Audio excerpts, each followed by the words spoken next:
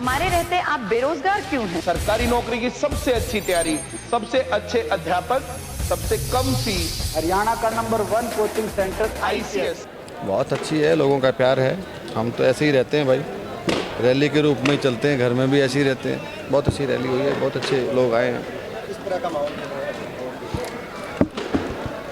मेरे लिए प्यार का और तंवर साहब के लिए समर्थन का माहौल देख रहा हूँ। कोई विरोध क्या करेगा?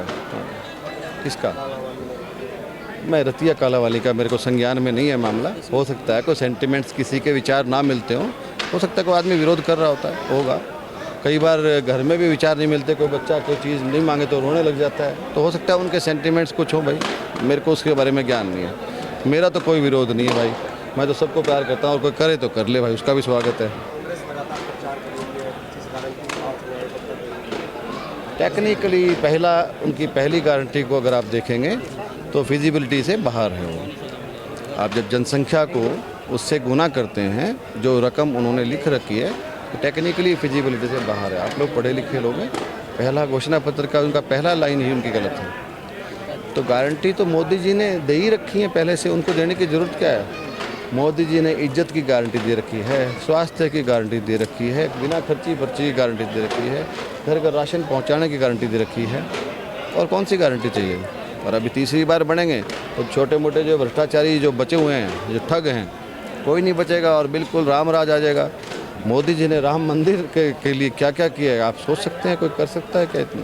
मोदी जी की गारंटी ऑलरेडी ठीक है, सब कोई नई गारंटी की जरूरत अब है नहीं।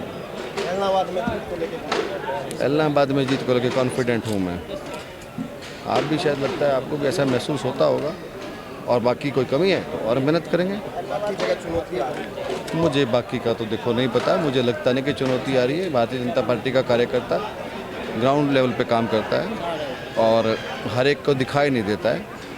ये जो आपको दिखाई दे रहा है, जो कि पार्टी का कार्यकर्ता बूथ तक काम करता है, पन्ना तक काम करता है। हमारी सामाजिक टोलियाँ होती हैं, हमारे संगठन हैं अलग अलग, ABVP हमारे पास है, SC मोर्चा हमारे पास है, BC मोर्चा हमारे पास है, उनके वुमेन सेल हमारे पास है। कांग्रेस के पास तो मुझे लगता है कोई मोर्चा है नहीं, ना जिला अध्यक्ष है, ना कोई मोर्चा है।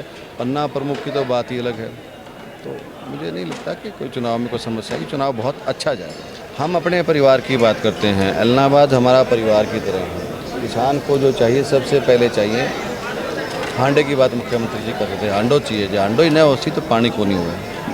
हमारे इलाहाबाद में मुख्यमंत्री जी ने सहयोग करके पिछले तीन साल में जितने भी माइनर्स हैं सारी की सारी रीमोल्डिंग के लिए कह दिए, और खाड़े भी दुख सुख पाके कर ही रहे हैं। आने वाले टाइम में हम लगता है इस 6 महीने में आधी समस्याएं दूर कर देंगे, क्योंकि जब फाइल वर्क्स हो जाएगा तो अल्टीमेटली फिर काम करना पड़ेगा, कोई भी ऑफिसर हो कोई भी हो।